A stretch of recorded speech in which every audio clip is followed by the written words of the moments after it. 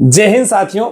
Sir बहुत बहुत स्वागत है आपका। धन्यवाद। आज हम एक बहुत ही गंभीर मुद्दे पर बात करने जा रहे हैं कि 12वीं के बाद पेरेंट्स और स्टूडेंट्स को लगता है कि उनके पास सिर्फ नीट, आईआईटी, जेईई ये एक रास्ता बच गया है। क्या अब इसमें परिवर्तन आना चाहिए या कोई नया विकल्प और हो सकता है विद्यार्थियों के लिए या पेरेंट्स के लिए? आशु भाई, एक ट्रेंड चलता है किसी एक जमाने को लेके। वर्तमान में जो जमाना है उसमें अब ट्रैक चेंज हो रहा है। अब आईआईटी, जी और नीट के अलावा बच्चों के पास और बहुत सारे ऑप्शंस हो गए, क्योंकि देश विकसित हो रहा है, देश आगे बढ़ रहा है। बिल्कुल। उसके अकॉर्डिंग एक देश को शिक्षाविद भी चाहिए, एक देश को अच्छे राजनेता भी चाहिए, एक देश को अच्छे मनोवैज्ञानिक भी चाहिए, एक देश को अच्छे समाजशास्त्री भी चाहिए।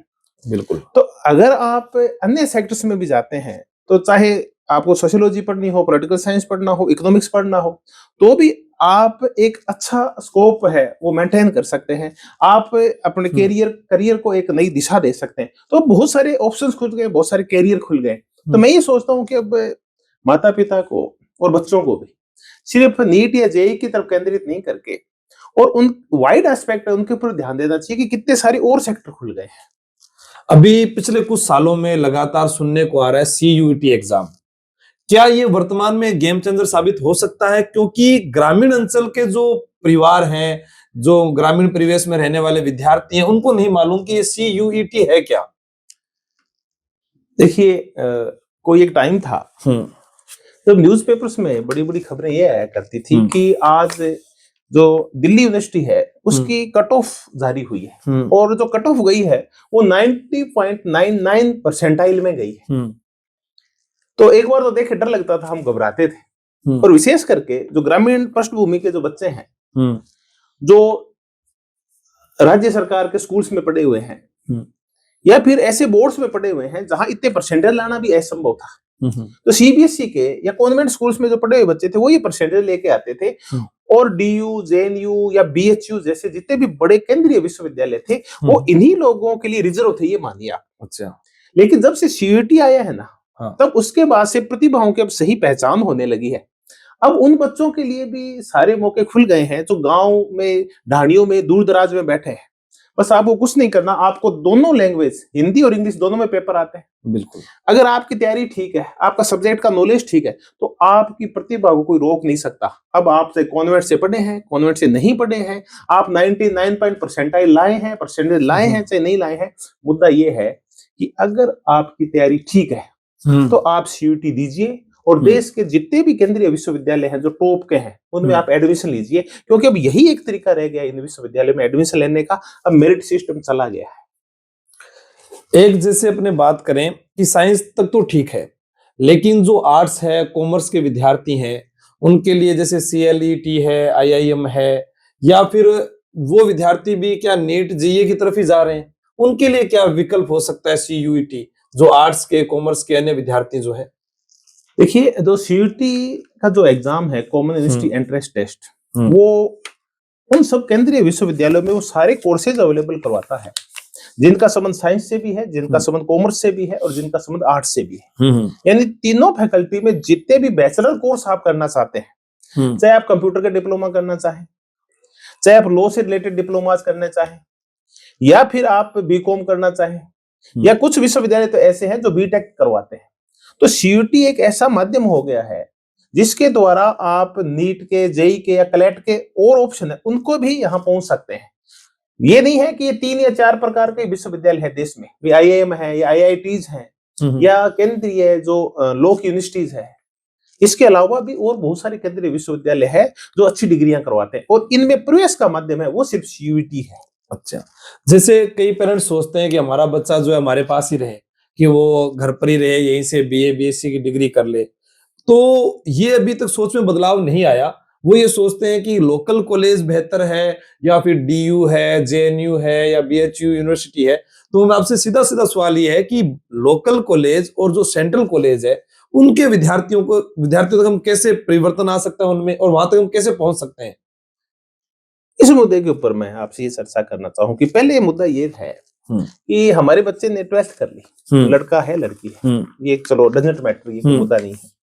उसके बाद हम ये चाहते हैं कि हमारा बच्चा हमारे सामने रहे, क्योंकि ग्रेजुएशन के दौरान माँ बाप को सबसे बड़ा जो डर लगता है वो ये है कि हमारा बच्चा कहीं बिगड़ नहीं जाए, क्योंकि उस टाइम में वो ट्रांजिशन पीरियड में है, एक संक्रमण काल है उसकी उम्र का, वो कॉलेज में जा रहा है, वहां फ्री होगा। तो देखिए, डरने की आवश्यकता नहीं है। अगर बच्चे को बिगड़ना है तो घर पे रह के भी बिगड़ जाएगा, वो आपके सामने सामने देखते देखते बिगड़ जाएगा, आप तो रोक नहीं पाओगे। मैं तो ये कहता हूँ, बच्चों को आप स्वतंत्र कीजिए और उनको वो करने दीजिए जो उनकी इच्छाएं हैं। अगर उनको पर फैलाने दीजिए, और पर फैलाएंगे तभी वो आसमान में पहुंचेंगे।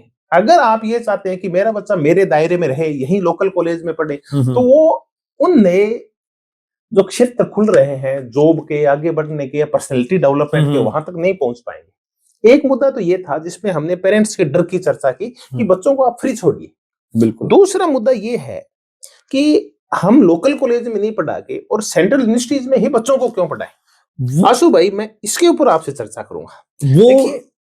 वो कई ऐसे सोचते हैं कि सेंट्रल यूनिवर्सिटीज में जो पढ़ने वाला है उसकी पर्सनालिटी डेवलपमेंट जो है वो उसका अलग होगा या लोकल कॉलेज का नहीं होगा, क्योंकि वो संगत का असर भी पड़ता है। तो वो आप थोड़ा अपनी लैंग्वेज में समझाएं कि माता पिता को कि इस पर उनको क्या सोचना चाहिए कि सेंट्रल यूनिवर्सिटीज और हमारा जो लोकल कॉलेज है वहां से पर्सनालिटी डेवलपमेंट और इसका क्या लेना देना रहेगा। ठीक है, इस मुद्दे पे चर्चा करते हैं। देखिए, कभी जो भी महत्वपूर्ण होती है, जीवन के बहुत सारे क्षेत्र है कि क्या आप बाप के रूप में कामयाब हैं क्या एक माँ के रूप में कामयाब हैं क्या एक किसान के रूप में कामयाब हैं क्या एक शिक्षक के रूप में कामयाब हैं क्या, या आप एक अच्छे दोस्त के रूप में कामयाब हैं क्या, या फिर आप एक कम्युनिटी लीडर के रूप में कामयाब हैं क्या। देखिए, ये सारे काम तब आते हैं जब आपकी पर्सनैलिटी डेवलप होती है। लेकिन पर्सनैलिटी डेवलप होगी कैसे? जब आप इन केंद्रीय विश्वविद्यालयों में जाओगे तब आपको बहुत सारे डिफरेंट जो पृष्ठभूमि के बच्चे, बैकग्राउंड के बच्चे वो मिलते हैं आपको। बिल्कुल। विभिन्न जातियों के, विभिन्न धर्मों के और विभिन्न स्कूल्स में पढ़े हुए बच्चे जो विभिन्न बैकग्राउंड से आए। अब उनसे जो आपको सीखने को मिलेगा ना, वो आप कहीं भी नहीं सीख सकते। तो ये जो पर्सनैलिटी डेवलपमेंट है, ये काम कहाँ आती है? हम छोड़ देते हैं कि आप वहां से पढ़ के अमिताभ बच्चन बनेंगे, वहां से पढ़ के कुछ और कोई बड़ा पद प्राप्त करेंगे, अरुण जेटली बनेंगे। चलो, इसको नहीं छोड़ते। अपन ऐसा करते हैं कि आप एक डीयू के कॉलेज से पढ़ के आए और आप एक खुद का व्यापार शुरू करते हैं, खुद का व्यवसाय शुरू करते हैं, छोड़ते हैं नहीं, अब तो किसान बनेंगे। बिल्कुल। तो एक किसान भी वो जागरूक होगा और किसानों से वो 1000 गुना आगे होगा। उसको ये पता होगा प्रोडक्शन क्या करना है, उसको ये पता होगा प्रोडक्शन बिकेगा कहाँ, उसको ये पता होगा कि इसमें फायदा कैसे होता है, नुकसान कैसे होता है, उसको ये पता है उसके अधिकार क्या है, उसके कर्तव्य क्या है, उसको ये पता है कि एमएसपी होती क्या है, उसको ये पता है कि सरकार उसके लिए कर क्या रही है, उसको ये पता है कि टेक्नोलॉजी के अंदर हो क्या रहा है, फॉरेन में क्या हो रहा है, लोकल में क्या हो रहा है, इजराइल में क्या हो रहा है, जापान में क्या हो रहा है। वो किसान और किसानों से 1000 गुना आगे होगा। तो मुद्दा ये नहीं है, अगर वो लेबर भी बनेगा ना किसी में, तो भी वो थोड़ा अलग दिखेगा, आगे बढ़कर, और वो लीडर बनेगा, लेबर बनेगा नहीं। पर्सनैलिटी के ऊपर निर्भर करता है। बिल्कुल बिल्कुल। दूसरा भी जैसे कि सीयूटी जो अभी चर्चित है और बच्चों को इसमें भाग लेना चाहिए ज्यादा से ज्यादा, लेकिन क्या है कि बोर्ड के जो एग्जाम होते हैं अभी 15 मार्च के लगभग तक वो बोर्ड में बिजी रहते हैं। उसके बाद जो सीयूटी की तैयारी के लिए हिमालय एजुकेशन जो हब जो प्रयास कर उनमें उनको 50 से 60-70 दिन मिलते हैं। तो उनके लिए आप क्या कहना चाहोगे कि 50-60 दिन में वो ये सब कुछ कर सकते हैं क्या, कि जिनके कारण उनको बड़ी यूनिवर्सिटीज में एडमिशन मिल जाए और उनका जीवन जो है वो संवर जाए? अस्तु भाई, सीयूटी का जो एग्जाम है वो ऑब्जेक्टिव टाइप एग्जाम होता है, एमसीक्यूज आते हैं और कंप्यूटर बेस्ड एग्जाम है, सीबीटी मोड पे। बिल्कुल। बच्चा पिछले 2 साल से तैयारी कर रहा है और सीयूटी में तो सिलेबस आता है वो 12th का ही आता है। 1 साल तक उस बच्चे ने अच्छी तैयारी की है अपने विद्यालय के अंदर, बोर्ड एग्जाम भी दिया है। अब बोर्ड एग्जाम देने के बाद दिन बच गए उसके पास, लगभग 60 दिन मिलते हैं। अब उन 60 दिन में बच्चा करता क्या है, क्योंकि बच्चा पूरे प्रेशर से, पूरे साल का प्रेशर झेल रहा था कि तेरे बोर्ड एग्जाम है, सीबीएसई के है, आरबीएसई के है। तो बच्चा फ्री हो गया और फ्री होते ही और बच्चा फिर 15-20 दिन या महीने मस्ती मारता है, चाहे ननिहाल जाए, चाहे घूमने जाए, या फिर वो चाहे मोबाइल देखे, फिल्में देखे, या अपना कोई इच्छित कोई साहित्य वो पढ़े। बिल्कुल।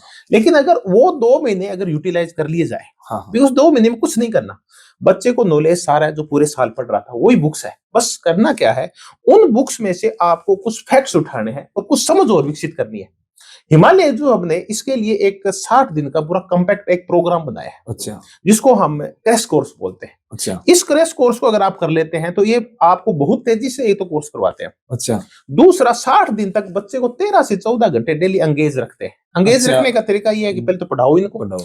फिर उनका डेली एक टास्क बेस्ड टेस्ट लो, और फिर उनके मेजर टेस्ट लो, और उनके वीकली असेसमेंट टेस्ट लो। अगर आप बच्चे के बार बार टेस्ट लेते हैं तो बच्चा वो सारी चीजें जो पिछले साल भर में कराया है वो अगले 2 महीने में कम से कम 7 से 8 बार कंप्लीट कर लेगा। अब वो बच्चे के माइंड में सब कुछ सेट है और उसी प्रकार का पेपर आता है। हिमालय एजू हब उसी प्रकार के पेपर के पैटर्न के ऊपर काम करता है, तो 2 महीने में सफलता निश्चित है। अगर बच्चा 2 महीने हिमालय एजू हब के पूरे सुपरविजन में रह के तैयारी कर लेता है तो मैं ये गारंटी के साथ कह सकता हूँ कि शायद ही कोई विश्वविद्यालय ऐसा होगा जहां बच्चे का प्रवेश नहीं हो। जैसे कि वो सीयूटी करता है और उसके बाद में वो बड़े विश्वविद्यालय में उसका एडमिशन हो जाता है, उसके माता पिता का सपना है कि उसे आरपीएससी या यूपीएससी, आप महान शिक्षाविद हैं राजस्थान के, तो वो वहां से जानते हैं कि उसकी जो अरे जैसे इंटरव्यू जो होते हैं उस समय जो उसकी डेवलपमेंट, जो पर्सनालिटी, जो उसकी स्किल्स पर बोलने का जो सलीका है उसका, वो कैसा हो जाएगा, उसका रहने का सलीका क्या, उस पर भी प्रभाव पड़ता है क्या? सीयूटी सिर्फ वहां तक जाना है, उसके बाद वो क्या कर पाएगा? जैसे एक मैंने सीयूटी किया और मैं एक कॉलेज में चला गया, उसके बाद उसके पास क्या विकल्प है, वो उनके माता पिता जानना चाहेंगे कि हमारा बेटा क्या कर सकता है उसके बाद। देखो अस्त भाई, ये तो 50-50% है। अच्छा। आपका हो गया एडमिशन और उसके बाद आपके बच्चे ने जो बेनिफिट्स मिले कॉलेज के उनका फायदा नहीं उठाया। जैसे उसको मान लेते हैं 100 लाइब्रेरी का कार्ड मिला कि बेटा ये लाइब्रेरी है, बड़ी रिच लाइब्रेरी है, कंप्यूटर्स लगे हुए हैं, फॉरेन ऑथर्स की बुक्स पड़ी है, सारे रिसर्च पेपर आ रहे हैं वहां भांति के, लेकिन बच्चा कभी लाइब्रेरी गया ही नहीं। तो उसका देखो यूनिवर्सिटी भी कुछ नहीं कर सकती और कॉलेज भी कुछ नहीं कर सकता। लेकिन ये मान के चलिए कि आपके लोकल कॉलेज से ना फिर भी वो अच्छा रहेगा। अगर वो वहां चला गया तो देखिए यूपीएससी आरपीएससी के रास्ते तो खुलते ही खुलते हैं। बिल्कुल। एक अच्छे अर्थशास्त्री बनने के भी रास्ते खुलते हैं, एक अच्छे बैंकर बनने के भी रास्ते खुलते हैं, वहां एक अच्छा साइकेट्रिक बनने के भी रास्ते खुलते हैं। और यहाँ तक कि अगर बच्चे ये चाहे कि नहीं मुझे तो नेतृत्व करना है, देखिए केंद्रीय विश्वविद्यालयों से जो नेता निकलते हैं वो हमेशा ही देखिए कैबिनेट के अंदर मंत्री बनते हैं, देश के अच्छे पदों के ऊपर जाते हैं या राज्य की भी राजनीति करते हैं अगर, तो वो औरों से आगे रहते हैं। बिल्कुल बिल्कुल। तो बेनीवाल सर, अब जाते जाते एक अंतिम संदेश उन माता पिता के लिए और उन भावी बच्चों के लिए भी हो जाना चाहिए कि 12वीं के बाद उनको सही अगर मार्गदर्शन मिल जाए तो वो जो अपना सफर है वो जल्दी से तय कर पाएंगे। और जो माता पिता डरते हैं कि हमारे बच्चे बाहर जाएंगे तो कैसे रहेंगे, क्या खाएंगे, उनके लिए आप क्या कहना चाहेंगे? देखिए ये सारे डर तो निकालिए। मेरा तो सभी पेरेंट्स उनके सामने देखिए 12th के बाद बच्चा क्या करेगा, ये सबके साथ समस्या, ये मेरे सामने भी आई थी और ये आपके सामने भी है, जो कि मैं एक पिता के रूप में भी सोचता हूँ। तो मैं अंत यही कहूंगा कि आप अपने बच्चे को, ठीक है वो नीट जेईई नहीं दे रहा है तो उसको सीयूटी का एग्जाम अवश्य दिलवाइए, चाहे आप उसको घर पे तैयारी करवाइए, किसी संस्थान में तैयारी करवाइए, लेकिन उसको सपने जरूर दिखाइए। बच्चे जब सपने देखेंगे तभी आगे बढ़ेंगे और सीयूटी वही सपना ही है। तो इसके लिए बस आपको एक काम करना होगा, ये जो 30 तारीख है ये उसकी अंतिम तारीख है। आज दिन बचे हैं आपके पास बड़े बड़े 4-5 दिन, मान ली 4 ही दिन बचे हैं आपके पास। तो बच्चे का सीयूटी का फॉर्म फिल कर दीजिए, बच्चे को बताइए, बच्चे को कहिए बेटा कि तू अपने मोबाइल में देख डीयू दिल्ली विश्वविद्यालय कैसा है, जेएनयू विश्वविद्यालय, जवाहरलाल नेहरू विश्वविद्यालय कैसा है, बनारस हिंदू विश्वविद्यालय कैसा है, कितने एकड़ में फैला हुआ है, कैसी फैकल्टी है। तो बच्चे को थोड़ा थोड़ा आप सपना दिखाइए। मुद्दा ये नहीं है कि उसका सीयूटी में होगा या नहीं होगा, मुद्दा ये बच्चा कुछ सोचना तो सीखेगा। और 12th का बच्चा इतना कुछ सीख जाता है, कुछ विश्वविद्यालयों के नाम जान जाता है, कुछ थोड़ी सी प्रोसेस में आ जाता है, थोड़ी तैयारी कर लेता है, देखिए पहले से तो बेहतर हो जाएगा। तो मैं तो यही चाहूंगा कि आप अपने बच्चे को सीयूटी एग्जाम की तैयारी जरूर करवाएं, उसका एग्जाम दिलवाएं, होना अगर मेहनत करेगा तो हो जाएगा। इस एग्जाम की जो आवेदन करने की तारीख है वो 30 जनवरी है और उसके बाद में जो है इसका एग्जाम होगा। हाँ उसका एग्जाम होगा। एग्जाम में लगभग कब होगा? ये एग्जाम में ये मई के अंदर ऑर्गेनाइज होगा। अच्छा, मई के अंदर ऑर्गेनाइज तो होगा। लगभग आपको 2 महीने तैयारी के मिल जाते हैं। अच्छा, आपके बोर्ड एग्जाम के बाद। बोर्ड एग्जाम के बाद में। तो जो भी माता पिता या साथी, युवा साथी जो भी इस वीडियो को देख रहे हैं, वह अपने छोटे भाई बहनों को, अपने बच्चों को ये जरूर बताएं सीयूटी एग्जाम क्या है।